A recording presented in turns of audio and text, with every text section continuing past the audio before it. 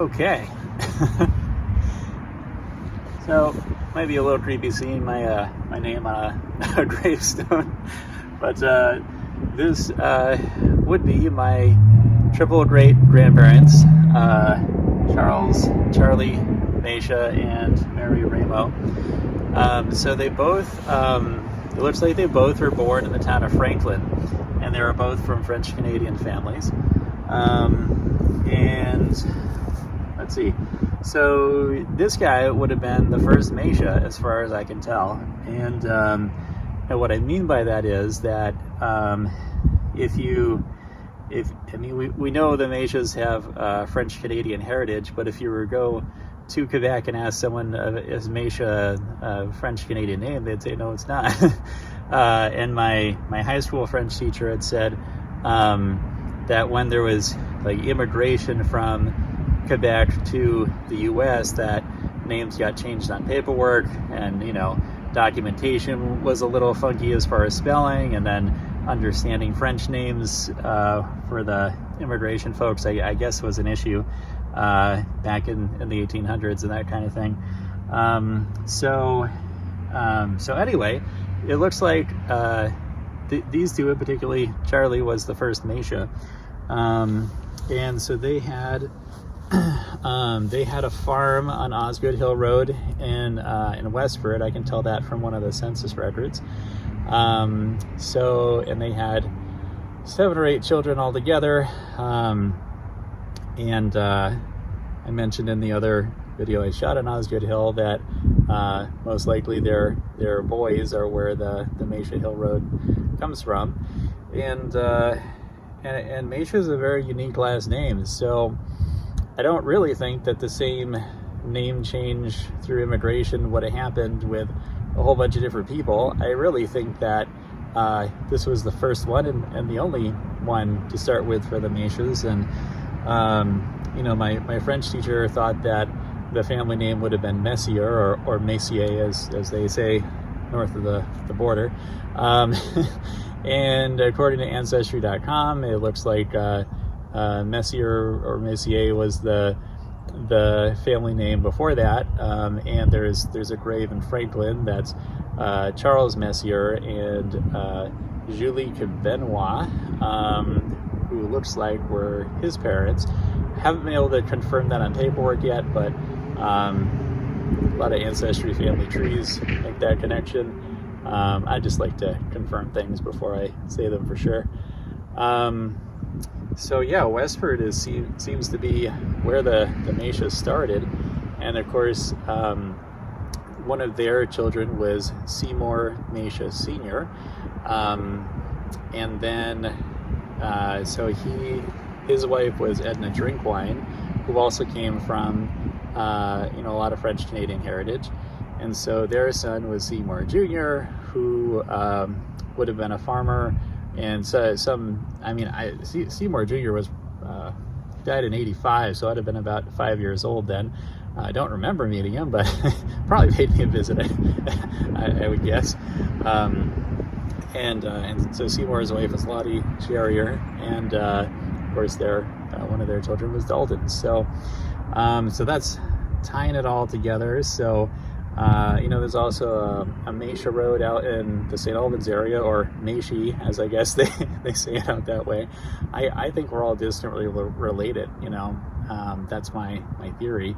Machia Hill Road in Westford, I think, is a pretty clear connection, because if you had, all this family of, 6 boys, their sons that all passed on the family name, it's got to be the same group of Machias or Machies, or however they would have said it back then. So that's pretty much it. I haven't found the actual document that says that his father was a Messier and he's a Machia. So still looking for documentation of that, but might find it one of these days. So yeah, that's pretty much the story on this one. And the other thing, I think the other funny thing is that, these would have been my triple great grandparents, and so if you go back that far, you're related to a whole lot of people. So, you know. So everyone would have 32 triple great grandparents, and I'm going to throw out a math lesson here just to illustrate that. But, you know, if you have 4 grandparents and they each have 2 parents, you have 8 great grandparents. Double that again, 16 double great grandparents. You double that again, you have 32 triple great grandparents. So as far as family names go, I mean, it's, you know, generally passed father to son. So of course Machia is the name that we, you know, that I recognize since it's my last name, but you got 31 other family names in the mix going back that far. So as far as where I get my genetics from, I'm just as much you know, a drink wine or a sherrier, or, you know, from Grace's side, a Gillen or a Fanton or Sweet. So that's kind of the interesting part, is that, you know, we're related to a whole lot of people that don't have the same last name as we do, but that's the one that kind of sticks in our mind the most. So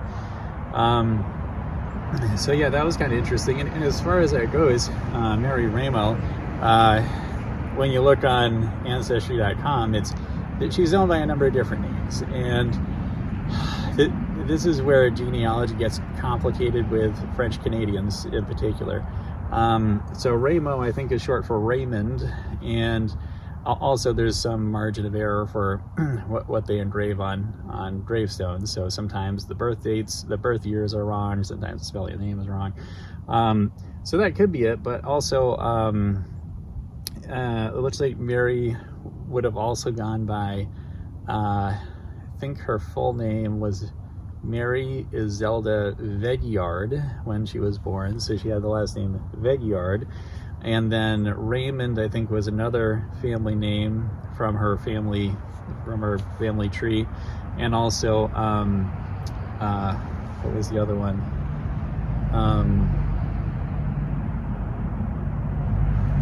Let's see, there was like one more in the mix. Labonte or Labounty. So with French Canadians, and I think it's particularly women, I don't think many guys do this, but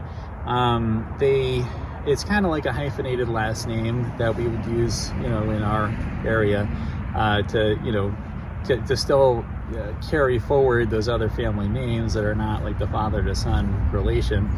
So apparently with French Canadian women, they will sometimes switch back and forth. So they might have, you know, 2 last names, like for Mary, you know, on some things you see like Labonte and like Labonte and Ramo as her last names.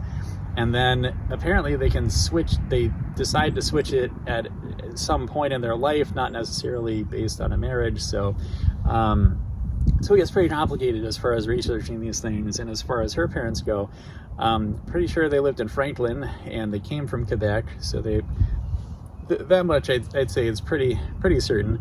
And then I'm gonna look into it a little more, because with people's names changing all the time, and sometimes the French Canadians actually go by nicknames for their first name. His parents, let's see, on their grave, his mother's name is Julie Benoit, or Benoit as we say in Vermont. But what was the other version? Like on the death certificate, it says like Angeline Benway. So maybe Benway should really be Benoit, but maybe it's a record keeping thing. So anyway, there's a little bit of a fudge factor with the both the records in the 1800s and also interpreting French Canadian names, and then the French Canadians changing them all the damn time too. So anyway, no disrespect there, triple great grandmother, but that's the story as far as I've been able to unravel. So it's been fun to find them here at Essex. Oh yeah, I didn't say where I am. This is on Lincoln Street, right near Five Corners in Essex.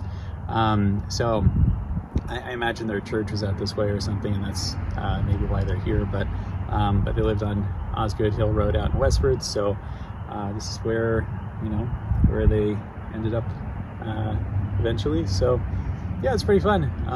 Nice little cemetery and fun place to visit if you're out this way. So yeah, that's it.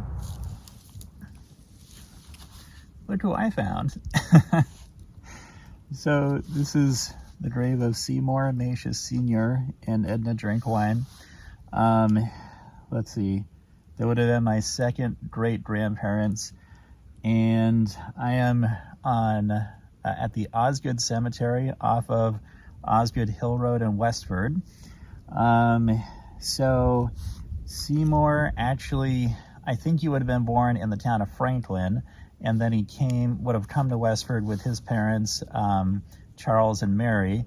So they would have lived here on Osgood Hill Road. They would have been, some of the very first Macias in this area. So Seymour would have had 5 brothers. I think their names were Edward, George, there was another Charles, Jasper, I think there was one more. So anyway, I got to thinking about Macia Hill Road here in Westford, which is the next road over. It's right over there. And so of course I always thought that it wasn't some different Macias or something like that, but if this was where my third great grandparents settled, and I'm pretty sure that they were the only Macias in this area, and if they had 6 sons who all would have passed the family name, and the next street over is Macia Hill Road, I don't think it's a coincidence, really. So anyway, hope you find that interesting. I thought it was pretty cool, and yeah, more to come. So I am at the Franklin Cemetery right now, and there's something I want to show you. So this grave would be what appears to be my 4th great grandparents, Charles Macia and Julie Benoit. So the interesting thing is I pulled his death certificate from the town clerk's office, and it had a date of death that was January 8th, 1902. So there's no inscription for him on this stone, but there is for her because she died in 1885. So this whole area here in the cemetery in Franklin Village is has a whole lot of Macias and different variations on the family names. So here you have Mashia, and then what I think is the really interesting one is right here. So little different spelling here. Charles Macia, date of death January 6, 1902, which would be 2 days different than the recorded death of Charles Macia. So this looks like where our family name changed from Macia to Macia, and there seemed to be a few different variations on the spelling. There might be a few different reasons for that. Part, I think, is the language barrier about French Canadians coming to Vermont, and there being, some discrepancies in record keeping. In the 1800s, there was just, there's birth years on gravestones that I've seen that are wrong, all kinds of stuff. It was just sloppy record keeping. I did look for birth records for Charles Macia and Mary Ramo, who are buried in Essex, and they were born in Franklin around 1840 or 1843 for her. Couldn't find either one. I looked through probably the oldest book in that whole place that would have records from that time frame, and it's a mixture of like cattle brand records and marriages and all this stuff just crammed into one random book, and it's really hard to read. But I didn't see their birth records. So what I was looking for is when the name changed, and it looks like it was here. And so he would have come from Quebec. He would have been born there. And his wife, Julie, who I think is also Angeline is her name on her death record. She would have come from Quebec, a separate family from Quebec as well. And Mary Ramo had parents. In her obituary it said Mr. and Mrs. Eusta Ramo. Haven't seen them around here. So anyway, as far as the name change, I mean, part of it could just be literacy rates in the 1800s. On census records, you know, there's a lot of people that didn't know how to read and write, so that could definitely be a factor too. A combination of the language barrier and how things are written down, and if anybody even knows if it's changed. So I think that's it. I think all the different variations on Machia really originate in Macia. So I think that's where it all comes from, but I don't think we'll ever know for sure.